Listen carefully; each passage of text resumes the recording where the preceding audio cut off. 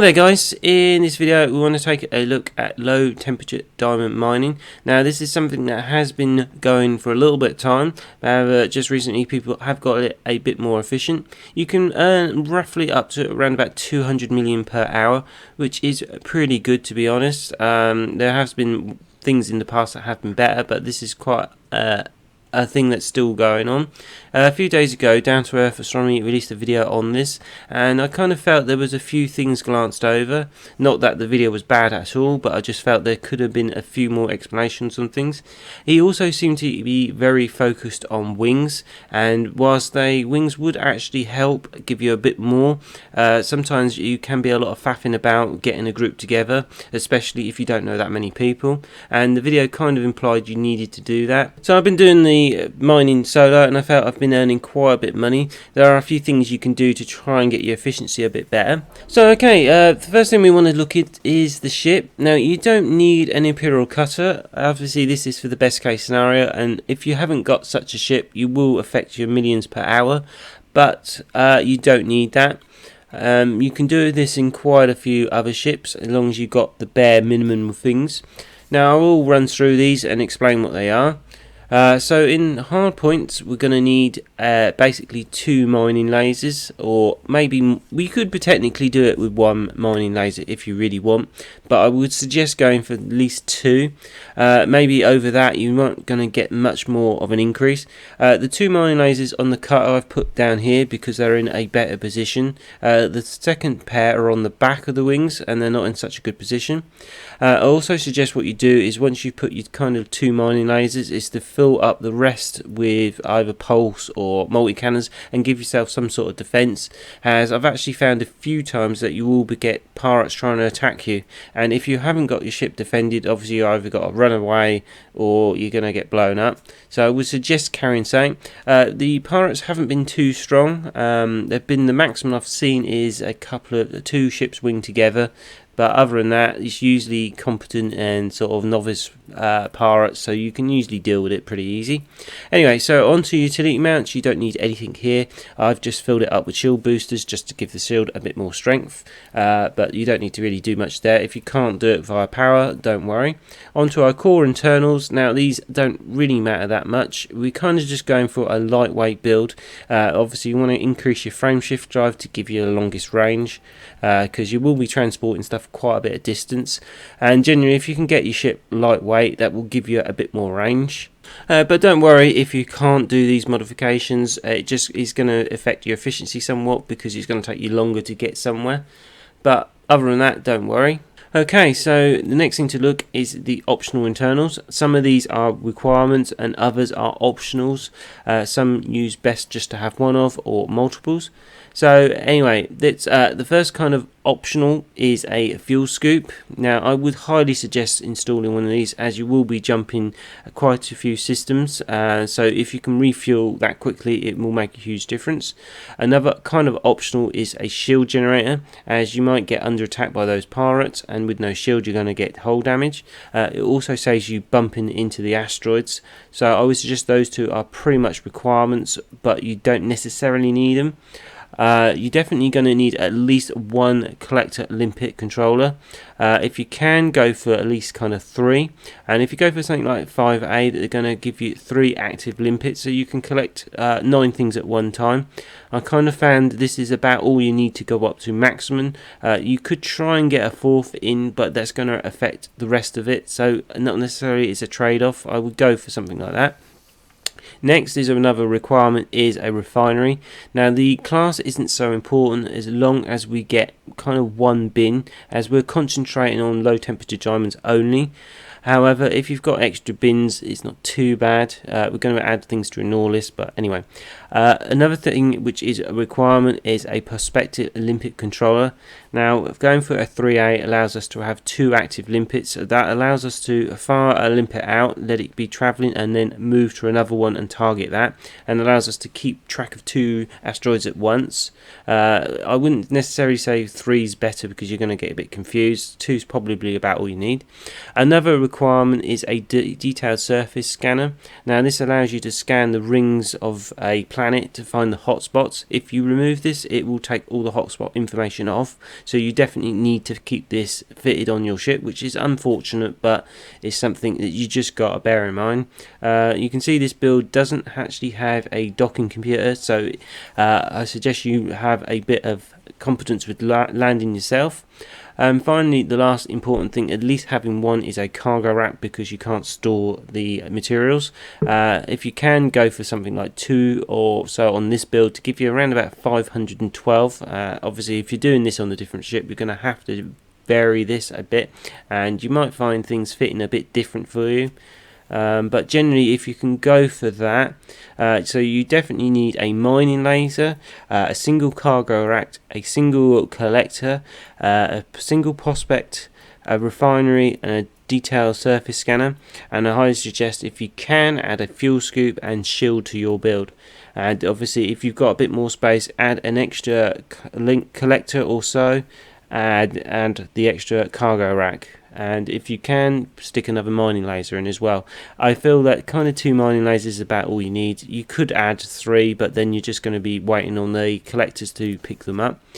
So the other thing when you've done this build and you've got everything is make sure you buy your limpets. If you don't, you'll fly out and you won't be able to collect them. So they're under the advanced section and then restock. Make sure basically you want to just fill up your cargo bay with them, because you'll be basically using them up as quickly as you'll be getting the materials roughly. Sometimes you will kind of catch up with your cargo space and you might need to chuck a few into space, but generally you will be keeping 1-to-1 with it roughly. It's a bit of a slow process buying limpets, but there isn't actually any option. Shame there isn't a way just to sort of buy 100 at a go or something, but anyway. So make sure you pick your limpets up every time you go to mine. If you don't, you're going to be a lot of faffing about actually going to collect some. Anyway, so once you've got your build sorted and you've got filler limpet, so the next kind of 2 things we want to do is to set our fire groups up and travel to the location. So I suggest the next thing to do is to set the fire groups up while you're docked in a station. So what I've done with the first group here is to stuck all my kind of standard weapons, my pulse and my multi-cannons, into the first group. So I've stuck the pulses on the primary and the multi-cannons on the secondary. So this allows me to take on a few pirates should they actually start asking for cargo. Obviously this is not a build to take on heavily armed pirates. This is just to basically defend yourself against the odd pirate who's going to try and say, can I take your cargo? You won't get it that often. It's just you've got to have some sort of defense. And the second group, what we want to do is to stick our 2 mining lasers in the primary and also all our collectors. So this allows us to basically, as we start firing, our collectors are being thrown out and they will start going collect for us. That just saves having another group and all that lot. And then finally on our secondary, we want to stick our perspective limpet collector, so we can actually target rocks and send the perspectives out. So I suggest doing it like that because it sets it all up pretty simple for you and shouldn't mean it gets too complicated. So on to the location, which is somewhere called Borann, I believe, spelled Borann, which isn't too far away. You shouldn't have too much troubles. So once you're in that system, you will need to head towards planet A2. This is this one just up the top here. As you can see, it's got a couple of rings around it, and it's roughly around about 900 light seconds away, so it isn't too far away. So we need to head towards this planet and then scan the rings, if you haven't done it for the first time, to find the hotspot locations. So anyway, I'm going to jump over there and show you what you need to do. Okay, so the first time you get to Borann A2, you'll need to use your detailed surface scanner to scan the outside ring. Once you do that, you should see all these hotspots. So what you need to do once you've done that is to find the kind of triple hotspot of low temperature diamonds. So the easiest way to kind of go through it is to use your own visual inspection.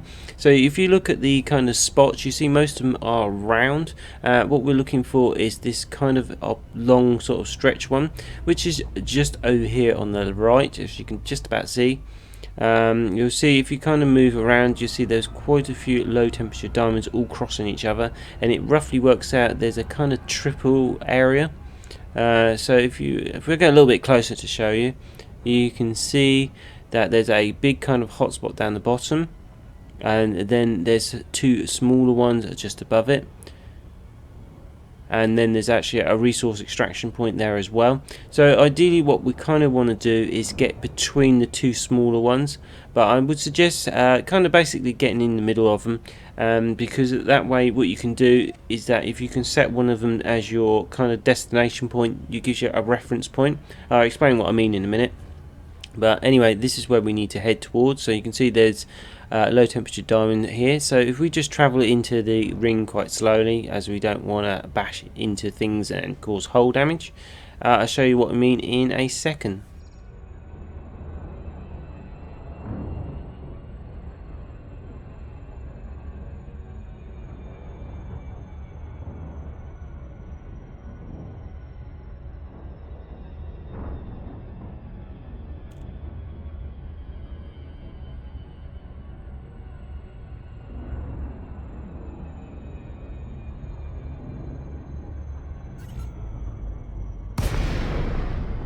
Okay, so now we're in the ring. Just keep an eye out for pirates. This is the point you're going to see them. There doesn't appear to be any at this time. So anyway, what I suggest you do now is, before you get too deep, is to set one of the low temperature diamond points as your reference point. Now I would suggest going for one which is the closest, and hopefully you didn't get too close. The reason for setting this as a location is that it gives you a reference point of where you're traveling. So if you don't set one, you might end up going in a circle and actually scanning rocks that you've already done. If you've got this as a reference point, you can kind of head in that direction, and it gives you a sort of a way to work through these asteroids without picking up the same ones. As you can see here, I've been scanned, but I think it's just a police ship, so it doesn't really matter. Like I said, just keep an eye out. You won't genuinely get pirates later on. Okay, so now we're actually here and everything seems to be okay, and we've set our reference point. What we need to do is to start scanning the actual asteroids. Now I would kind of suggest at this point maybe lower your cargo scoop. The reason for that is that it will limit your maximum speed and save you smashing into the rocks, and often when you actually start mining you will just leave the cargo scoop out anyway. Okay, so let's actually start trying to mine. So first thing you need to do is to kind of look at a rock and get it into the middle of the screen and just head in that direction. Once you do, fire your perspective limpet controller and you'll see a limpet go out. Keep an eye on it, like I said, lock a target on and it gives you a way of actually scanning it. If you see there, I've got low temperature diamonds at about 16%, which isn't too bad. You kind of want to ignore everything else on the asteroid apart from that. So the second one's been launched and you can see there isn't anything. So what I've done is moved to a third asteroid and fired another limpet.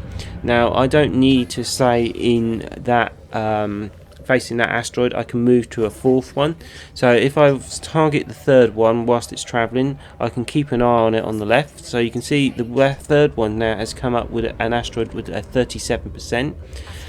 So on the next one I've already fired that one over there and I've targeted that one, so you can see I haven't got nothing on that. So what I need to do is now move back to this one. As you can see, I've got an asteroid here with 37.4, so that is a very good one. You're kind of looking for any asteroid with over 20%. Obviously the higher the better. So once you find one, just fly kind of right up to it, to be honest, and just start firing. You'll see your collectors going out and start collecting them, and you don't basically need to do anything else at this point. Just keep holding down the fire button and you'll see them go out. One thing you will need to do, especially when you first do all this lot, is to set up a load of ignore things. Otherwise you will be collecting everything and you'll have way too much here. So already we've actually got 2 low temperature diamonds, and you can see here they're coming in pretty quickly. And already we've got 4 now. And you can see roughly with the cargo bay it's kind of equaling out at the moment. When you first start doing this kind of new game thing, you will eat up quite a few limpets and then you'll kind of balance out later. So you can see there we've ate all the actual asteroid out now and the collectors are still collecting.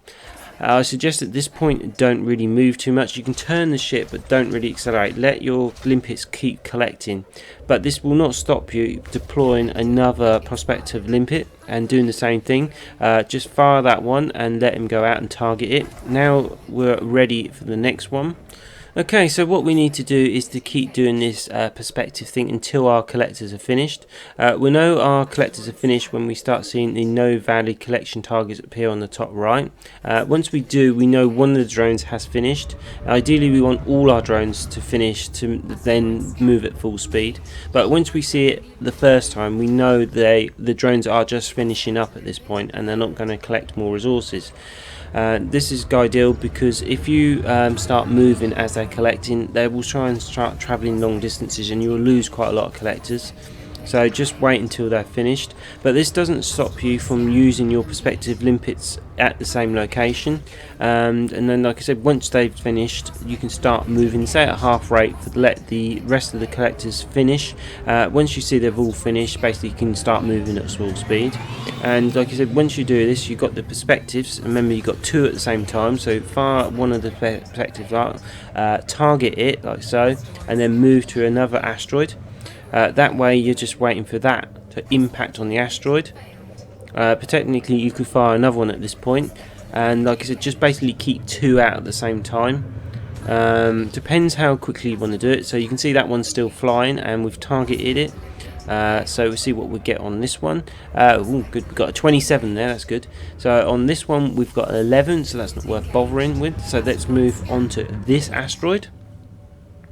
So all we need to do is basically fly right up to it.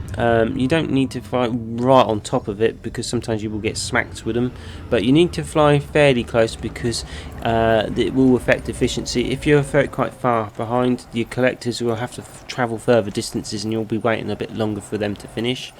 So like I said, at this point just mine the asteroid and you can see the remaining materials is dropping. Just keep firing it until it hits 0.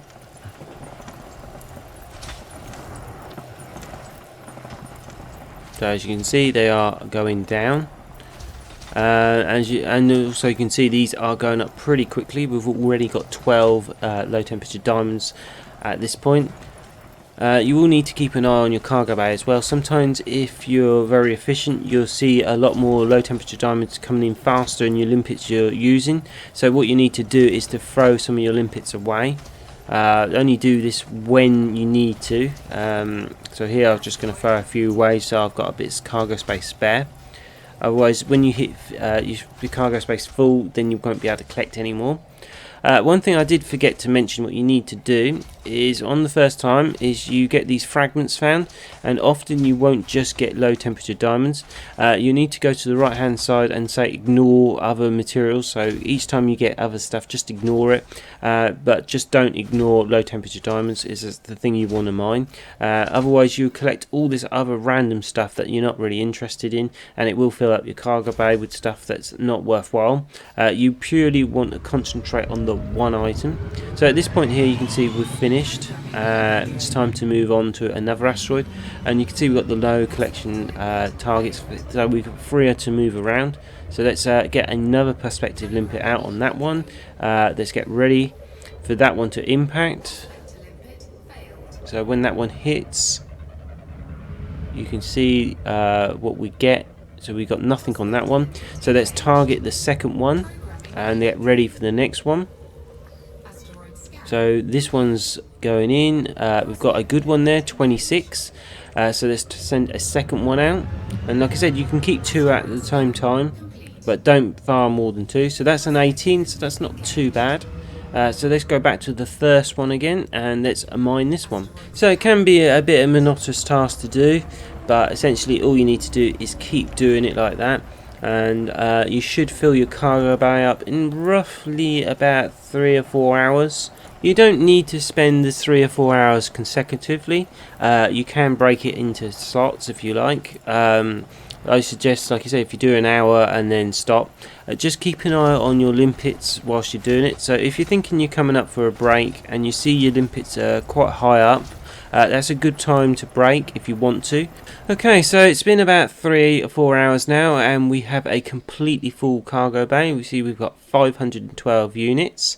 So at this point, what we want to do is to find the best place to sell these. So I would highly suggest using a website for this, because the prices do change quite a lot. So for this, I'm going to use my own site just to find the best place to sell them. So if you go to the Trade Helper and select the highest tab, this shows you where you can sell the product for the best price in anywhere in the galaxy. So if we come down to low temperature diamonds, we can see we've got the highest demand selected, and these are the highest prices at the moment. If we take off outpost, because we've got a large ship, you can see here these are the best locations.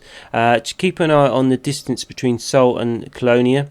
So this one up here is basically the best location, and it's not too far away. So obviously other websites are available. I'm a bit surprised so many YouTubers, when I watch their videos, don't mention my site, and most of them mention sites like EDDB.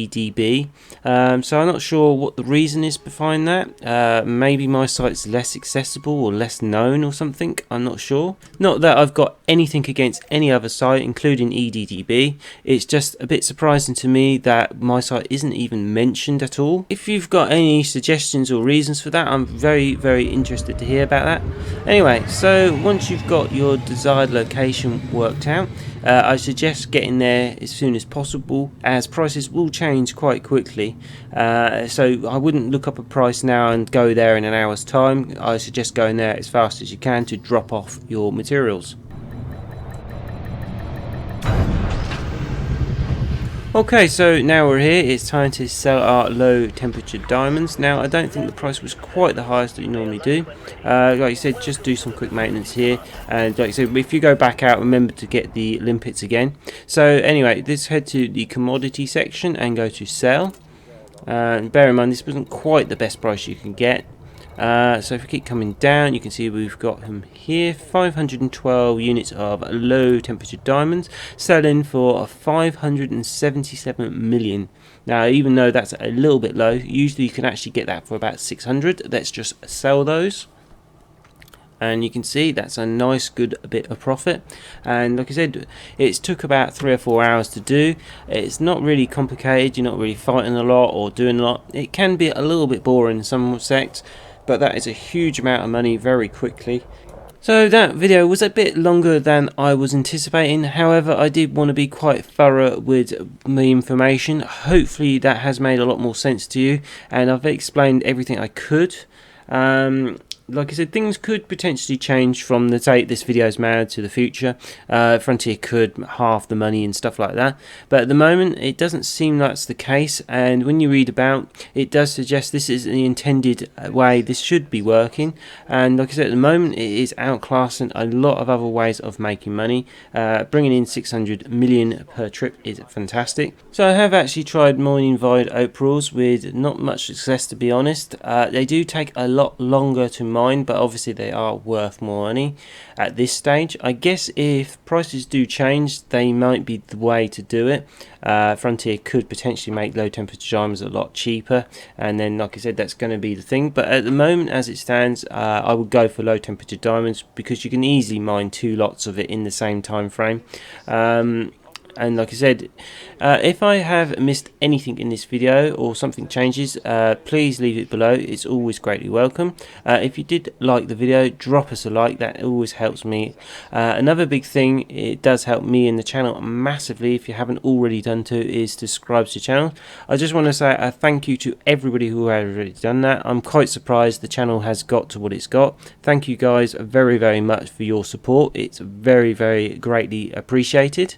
Anyway guys, I think that's it for this one. Sorry the video's been a bit longer than anticipated, but I guess that's just the way it goes. Anyway, take care and have fun out there.